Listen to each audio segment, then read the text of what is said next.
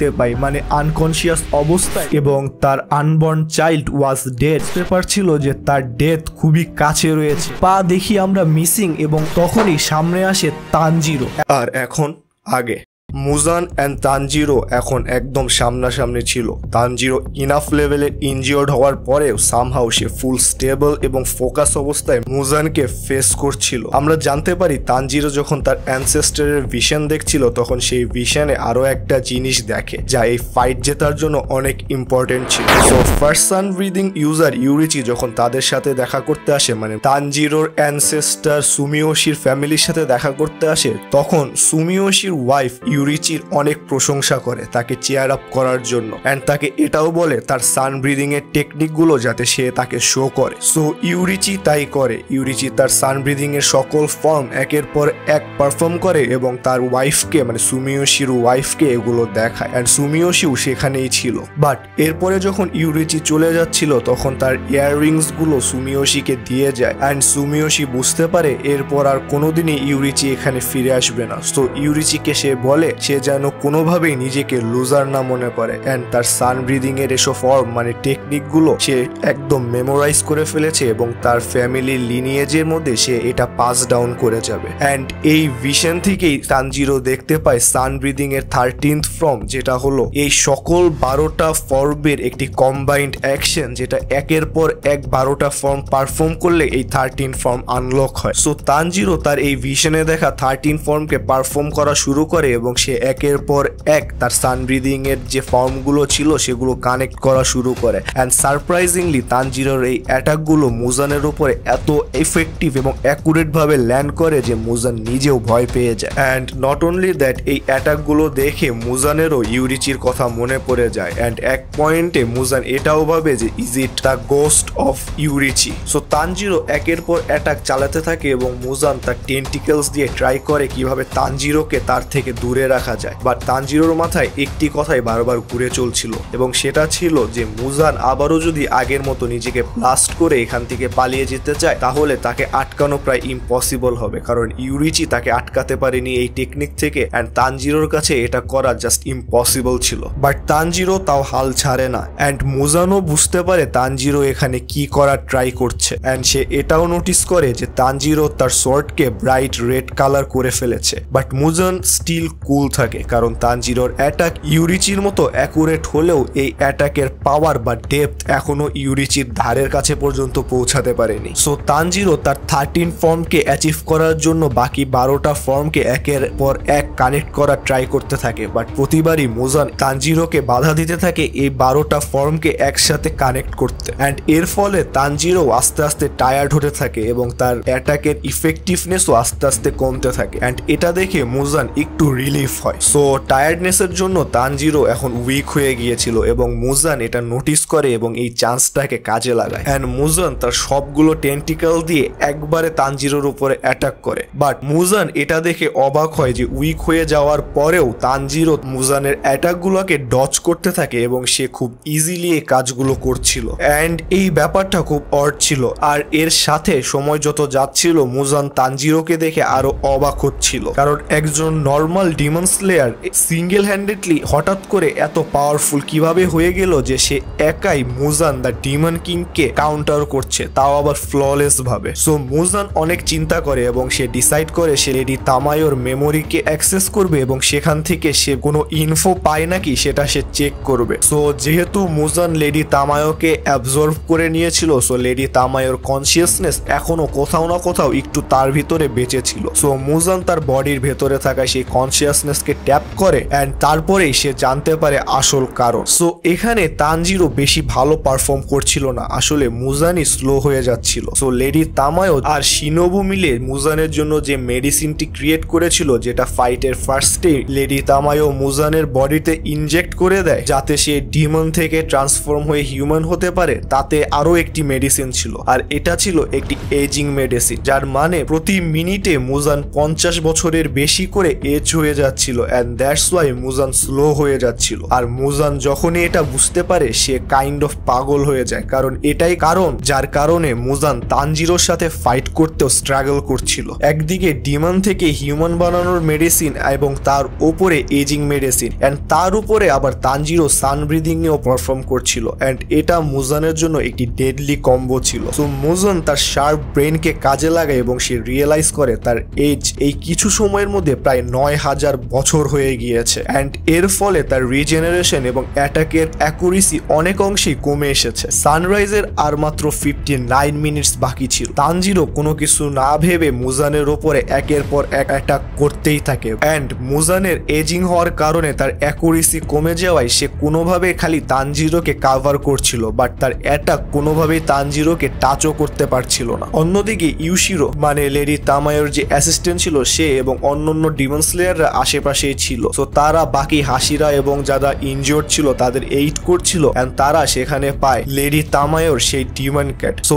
ইউশিরো সেই ডিমন ক্যাটের হেডকে আবার তার বডির সাথে জোড়া লাগায় এবং সাথে সাথে সেই ক্যাট আবারও অ্যালাইভ হয়ে যায়, বিকজ ওয়াই নট। এন্ড তারপরে তারা সব হাসিরার কাছে যায় এবং তাদের কাছে যা মেডিসিন ছিল তাদের দিয়েই তাদের যতটুক সম্ভব ট্রিট করার ট্রাই করে। বাট দ্য স্ট্রংগেস্ট হাসিরা গিউমে একদম বাজে অবস্থায় ছিল, তার একটি পা মিসিং ছিল এবং সে হেভিলি ব্লাড লসের কারণে সে ফুললি আনকনসিয়াস ছিল এন্ড সামহাউ তার কনসিয়াসনেস যদি ফিরেও আসতো তাহলে সে ফাইট করার জন্য একদমই প্রস্তুত ছিল না। অন্যদিকে তানজিরো স্টিল ট্রাই করছে তার সবগুলো ফর্মকে একসাথে কানেক্ট করতে এবং সে এই সানবিদিং এর ফর্মগুলো দিয়েই মুজানের সাথে ফাইট চালিয়ে যাচ্ছে। বাট এই ফাইটের মাঝখানে হঠাৎ করে এক টাইমে তানজিরো ব্ল্যাক আউট হতে শুরু করে, মানে হঠাৎ করেই তানজিরোর চোখের সামনে অন্ধকার নেমে আসতে শুরু করে এবং সে তার ব্যালেন্সও হারিয়ে ফেলে এন্ড তানজিরো মুজানের সামনেই প্রায় মাটিতে পড়ে যায় এন্ড মুজানও এই চান্স ছেড়ে দেয় না। মুজান ডাইরেক্ট তানজিরোর হেডকে টার্গেট করে অ্যাটাক লঞ্চ করে, বাট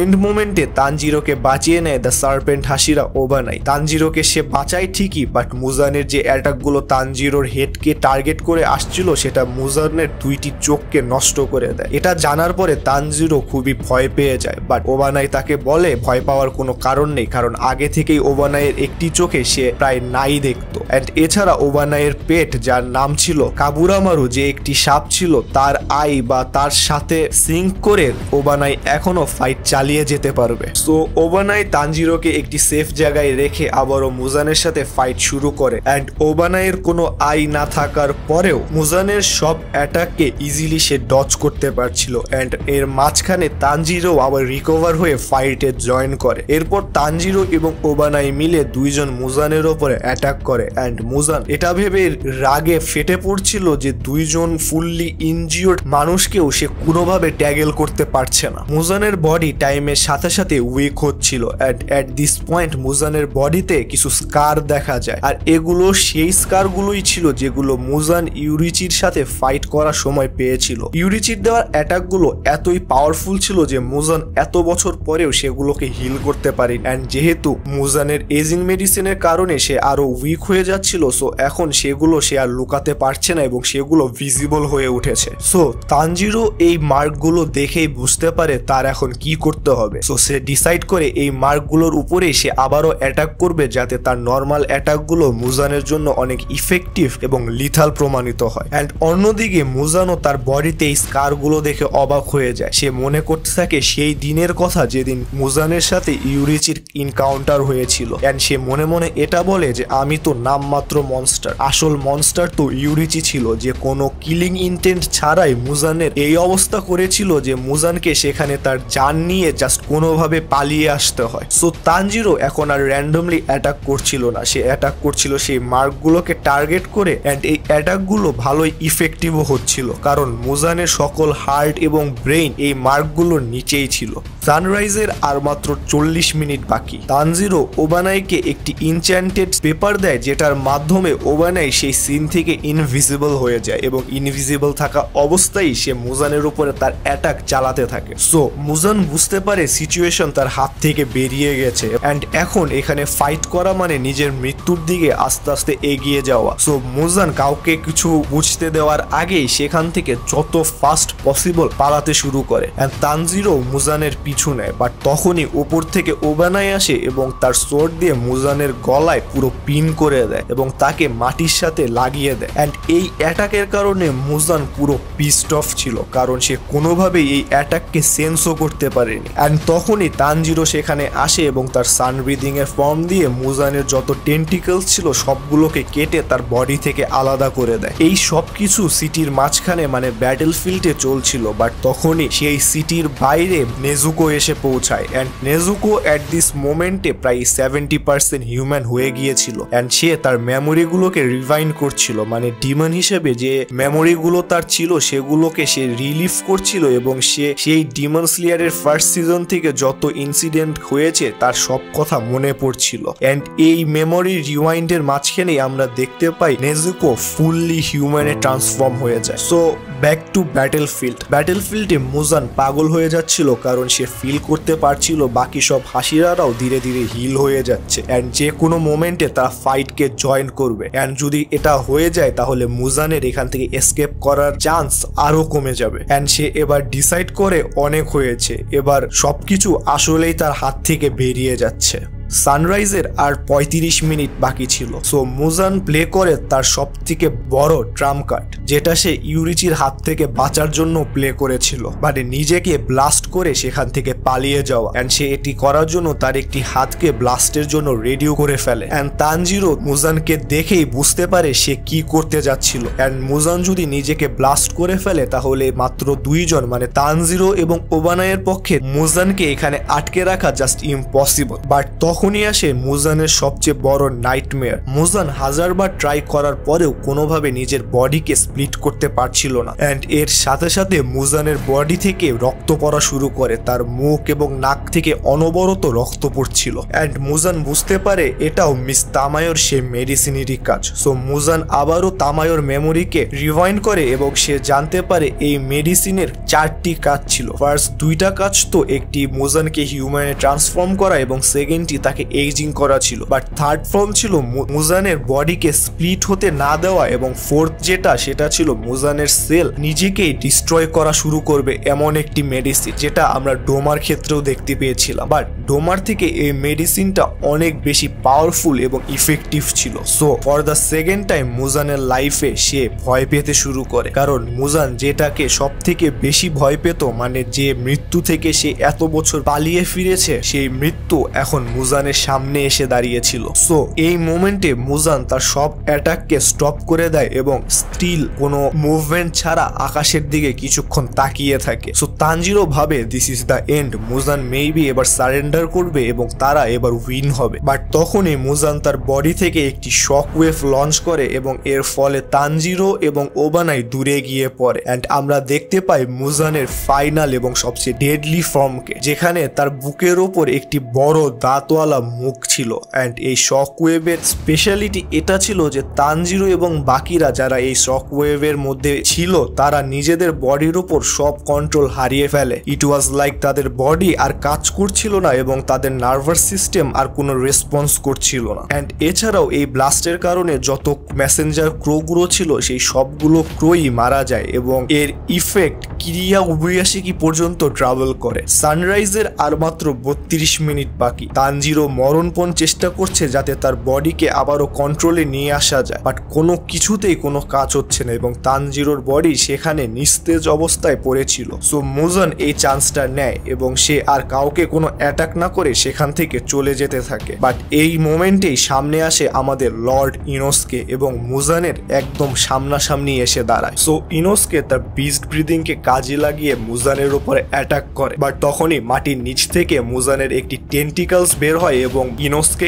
ধরে ফেলে। এন্ড তানজিরো এই সবকিছু মাটিতে পড়ে থাকা অবস্থায় দেখছিল, বাট কিছুই করতে পারছিল না। এন্ড তখনই সেখানে থান্ডার ব্রিদিং ইউজার জেনেৎসু চলে আসে এবং সামহাও মুজানের হাত থেকে ইনোসকে রিলিজ করে। এন্ড সে তানজিরোকে বলতে থাকে যে মুজানকে মারার এত কাছে এসেও তুমি এখানে মরতে পারো না, you have to fight back. So Inosuke এবং জেনেৎসু মিলে মুজানের উপর অ্যাটাক চালাতে থাকে, বাট এই দুইজনকেই মুজান তার টেন্টিকলস দিয়ে দূরে ছুঁড়ে ফেলে দেয়। বাট স্টিল তারা আবারও ব্যাক করে এবং ফাইটে জয়েন করে। সো তানজিরো ডিসাইড করে সে তার শর্ট দিয়ে দিয়ে তার নিজেকেই স্ট্যাব করবে, কারণ মুজানের সেই শক ওয়েভ তার নার্ভাস সিস্টেমের উপরে এফেক্ট করেছিল। সো যদি সে এই কাজ করে তাহলে মেবি তার নার্ভাস সিস্টেম আবারও রিসেট হয়ে যাবে। অ্যান্ড অন্যদিকে আমরা দেখতে পারি গিউমে এবং গিউ খুবই খারাপ অবস্থায় আবারও ফাইটে জয়েন করার জন্য রেডি হয়। লাইক গিউমের একটি পা মিসিং ছিল এবং গিউর একটি হাত মিসিং ছিল, বাট স্টিল তারা উঠে দাঁড়ায় এবং ফাইটের দিকে বা মুজান যেখানে ছিল সেদিকে এগিয়ে যায়। সো জেনেৎসু এবং ইনোসকে মিলে মুজানের সাথে ফাইট চালাতে থাকে, বাট মুজান খুব ইজিলি তাদেরকে ট্যাগেল করতে থাকে। অ্যান্ড অপরদিকে জেনেৎসু নোটিস করে তার একটি পা প্রায় ফুললি প্যারালাইজ হয়ে গিয়েছে এবং এরপরে যদি আবারও শেষ thunder clap and flash perform করে তাহলে এটা হবে তার জীবনের লাস্ট। সো এই অবস্থা নিয়েও তারা দুইজন ফাইট চালাতে থাকে, বাট জেনেৎসু এবং ইনোসকের অ্যাটাকগুলো মুজানের উপরে খুব একটা ইফেক্টিভ হচ্ছিল না, কারণ তারা তাদের শর্টকে এখন রেড করতে পারে। সো জেনেৎসু এবং ইনোসকে মিলে যে অ্যাটাকগুলো করছিল সেটা মুজানের উপরে খুব একটা ইফেক্ট না ফেললেও মুজানকে বিজি রাখছিল। অ্যান্ড সানরাইজও আস্তে আস্তে কাছে চলে আসছিল। সো মুজান ডিসাইড করে সে আরেকটি শক ওয়েভ লঞ্চ করবে। সো সে করেও তাই। মুজান আবারও তার বডি থেকে মানে তার বুকের উপরে যে মুখটি ছিল সেটা থেকে একটি শক ওয়েভ রিলিজ করে। অ্যান্ড এই শক ওয়েভ জেনিৎসু এবং ইনোসকে রিচ করেই ফেলেছিল, বাট তখনই পেছন থেকে আসে তানজিরো এবং তানজিরো তার সান ব্রিদিং দিয়ে মুজানের উপর আবারও অ্যাটাক করে, যার ফলে মুজানের এই শক ওয়েভ আর রিলিজ হতে পারে না। সো এবার তানজিরো, জেনেৎসু এবং ইনোসকে মানে আমাদের পুরো কামাবোকো স্কোয়াড একসাথে মুজানের সাথে ফাইট করছিল। তারা তিনজন তাদের ব্রিদিং স্টাইলকে কম্বাইন করে এবং একসাথে মুজানের উপরে অ্যাটাক করে। অ্যান্ড মুজান এটা দেখে আরো রাগে ভরে যায়। অ্যান্ড এরপরেই তানজিরো উপর থেকে আসে এবং মুজানের সেই বুকের যে মুখটা ছিল সেটার ভিতরে তার কাতানা দিয়ে মুজানকে একটি দেয়ালের সাথে পিন করে দেয়। অ্যান্ড এরপরেই সিনে আসে মিৎসুরি আসে এবং মুজানের একটি হাত ধরে তার পুরো শক্তি কাজে লাগিয়ে তার বডি থেকে মুজানের হাতকে আলাদা করে দেয়। অ্যান্ড অন্য সাইড থেকে আসে সানেমি এবং সানেমি মুজানের অন্য একটি হাতকেও কেটে ফেলে। সো এই মোমেন্টে সকল হাসিরারা আস্তে আস্তে ফাইটে ব্যাক করছিল। সো মুজান এটা দেখে তার যে বুকের মধ্যে মুখটি ছিল সেটাকে ফুললি ওপেন করে এবং তানজিরোকে বাইট করার ট্রাই করে, বাট তখনই সেখানে ওবানাই আসে এবং তানজিরোকে আবারও সেভ করে এবং তানজিরোর বদলে ওবানাই এই বাইটের শিকার হয়। অ্যান্ড তখনই আমরা দেখতে পারি পাহাড়ের পিছন থেকে সানরাইজ অলরেডি স্টার্ট হয়ে গিয়েছে। সো এটা দেখে মুজান পাগল হয়ে যায়। সো সে আরেকটি বড় শক ওয়েভ লঞ্চ করে এবং এই শক ওয়েভে ওবানাই, মিৎসুরি এবং সানেমি অনেক দূরে গিয়ে পড়ে। অ্যান্ড তানজিরোর একটি হাত সেখানে ব্লাস্ট হয়ে যায়, বাট তানজিরো স্টিল সেখান থেকে সরে না এবং তার বাকি একটি হাত দিয়েই মুজানকে সেই দেওয়ালের সাথে পিন করে রাখে। বাট প্রবলেম ছিল যেহেতু তানজিরোর একটি হাত ব্লাস্ট হয়ে গিয়েছে, সো সে তার কাতারার উপরে আর সেই আগের মতো প্রেসার মেনটেন করতে পারে না, যার কারণে তার সর্ড আবারও নর্মাল সর্ড হয়ে যায়, মানে আর রেড থাকে না। বাট তখনই সেখানে কিউ আসে এবং তার বাকি একটি হাত দিয়ে আবারও সর্ডকে প্রেসারাইজ করে এবং এই সর্ড আবারও রেড হয়ে যায়। সো অ্যাট দিস মোমেন্টে সান প্রায় অনেকটাই উপর পর্যন্ত উঠে গিয়েছিল এবং মুজানের বডিতে সানলাইট এসে পড়ছিল এবং আমরা দেখতে পাই মুজান এই সানলাইটে আস্তে আস্তে বার্ন হচ্ছে। সো মুজান এবার তার বডিকে আবারও একটি বেবির মতো করে ফেলে এবং তার স্কিনকে যতটা থিক করা পসিবল ততটা থিক করে যাতে সানলাইটের সব থেকে মিনিমাম এফেক্ট তার উপরে পড়ে। সো মুজান তার বডিকে বড় করতে করতে এক পয়েন্টে তানজিরোকেও তার বডির ভিতরে নিয়ে নেয় অ্যান্ড ইউকে দূরে ফেলে দেয়। এখন মুজান তার এই বড় বডি নিয়ে ট্রাই করছিল কোনো একটি শেড বা কোনো বিল্ডিং এর পেছনে লুকাতে যাতে তার উপরে ডাইরেক্ট সানলাইট না পড়ে, বাট এইখানে অন্যান্য ডিমন স্লেয়াররা সেই সব বিল্ডিং এর উপর থেকে ভারী ভারী জিনিস মুজানের উপরে ফালাচ্ছিল যাতে মুজানকে আর কিছু সময় এখানে আটকে রাখা যায়, কারণ সানরাইজ অলরেডি স্টার্ট হয়ে গিয়েছে এবং আর কিছুক্ষণের মধ্যেই যদি মুজানকে এখানে আটকে রাখা যায় তাহলে মুজানের দি এন্ড এখানেই হয়ে যাবে। সো অন্যান্য ডিমন স্লেয়াররা মানে যারা নর্মাল ডিমন স্লেয়ার ছিল তারা বিভিন্ন জিনিস দিয়ে মুজানকে আটকানোর ট্রাই করছিল। অনেকে গাড়ি নিয়ে মুজানকে অ্যাটাক করে, আবার অনেকে ট্রেনের কম্পার্টমেন্ট গুলোকে মুজানের সামনে এনে রেখে দেয় যাতে মুজান সেখান থেকে পালাতে না পারে। সো মুজান এই ডিমন স্লেয়ারদের মারতে যাচ্ছিল, ঠিক তখনই সেখানে উইন হাসিরা সানেমি আসে এবং মুজানের দুইটি হাতকে কেটে দেয়। শুধু সানেমি না, পিছন থেকে গিউমে আসে এবং তার চেইন দিয়ে মুজানের গলায় পেঁচিয়ে তাকে আটকে ধরে রাখে যাতে তাকে সানলাইটের মাঝখানে রাখা যায়। গিউমের সাথে সাথে অন্যান্য ডিমন স্লেয়াররাও তাকে হেল্প করে এবং সবাই মিলে মুজানকে সেখানে আটকে রাখে। এছাড়াও সেখানে সানেমি, ওবানাই এবং গিউ তিনজনে একসাথে কম্বাইন্ড অ্যাটাক করে মুজানের ওপর এবং মুজানকে সেই ওপেন জায়গাতেই পিন করে রাখে। বাট